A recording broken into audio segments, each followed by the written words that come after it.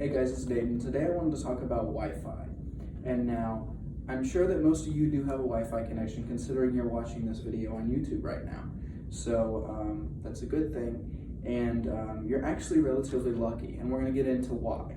So it's safe to say that in the last 8-ish months, our life has been really different than the norm with the pandemic going on and with online classes happening last year. We're going online after today.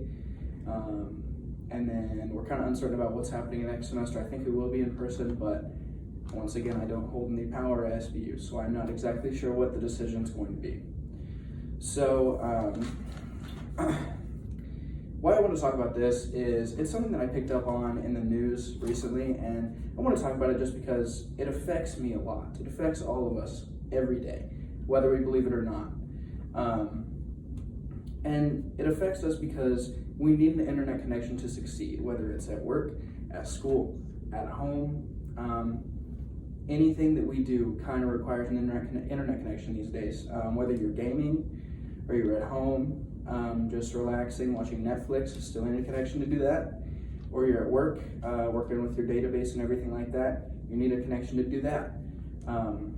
So this gets me transitioning into my first point. So the title of this is Wi-Fi is a Right. So why is it a right instead of a privilege? So we'll get into that. So Article 1 is, should internet be a basic human right?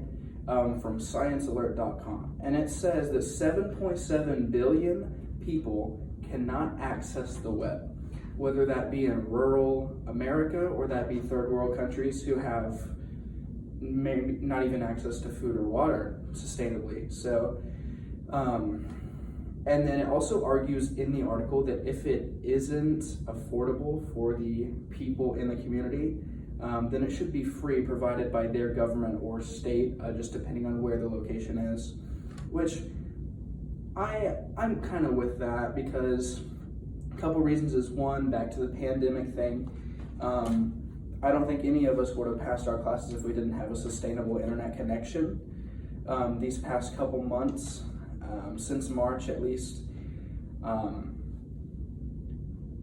and that's just really important for us as students these days, is a lot of our tests are online, our homework's online, and just making sure we can connect with our professors, emailing back and forth, making sure we know what's expected is super important. And then on top of that, I think it's just necessary to succeed in like today's society.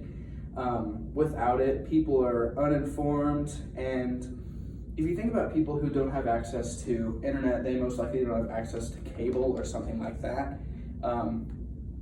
And there's a pandemic going on. And so if people don't have access to that, maybe they're unaware of there's a pandemic going on, if there's a natural disaster coming their way. And I think that just innovation as a whole is really important because it could save people's lives.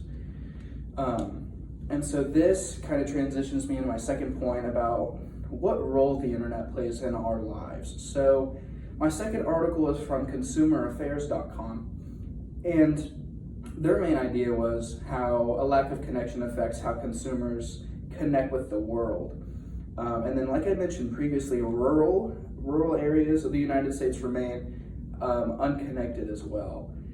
I know that I live between here in Springfield and Pleasant Hope. I'm not sure if you guys know where that is, but it's pretty country, pretty rural, and we don't really have the best internet. So I have to use my phone hotspot to do all my online classes. So it is a bit of a struggle, but, and then on top of that, lower income countries probably suffer the same consequences, if not more severe.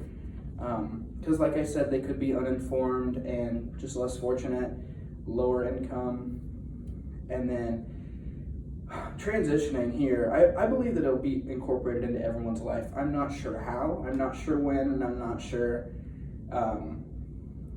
like what the steps we can get there, what we can do to get there would be, but that's also out of my hands. So transitioning into the third point is how we could do that, how we could bring the World Wide Web and internet to everybody.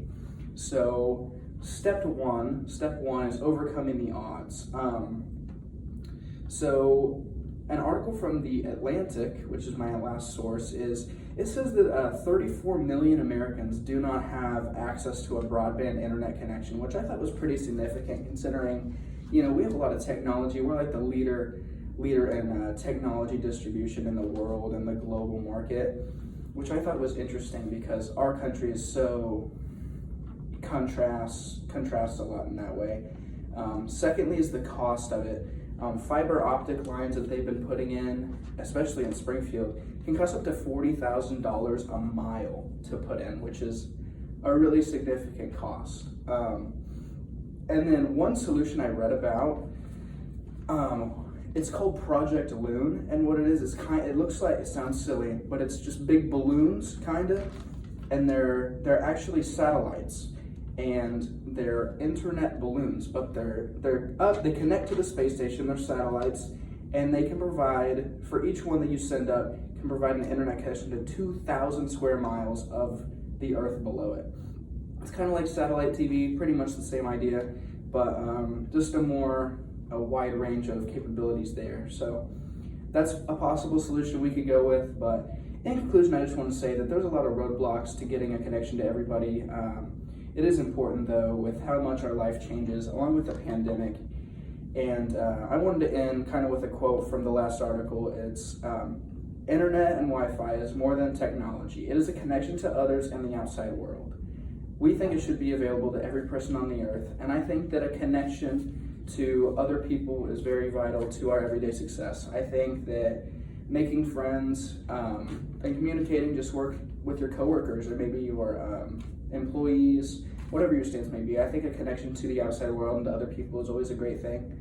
And hopefully we can get it innovated and just progress as a community and a world. So, thank you.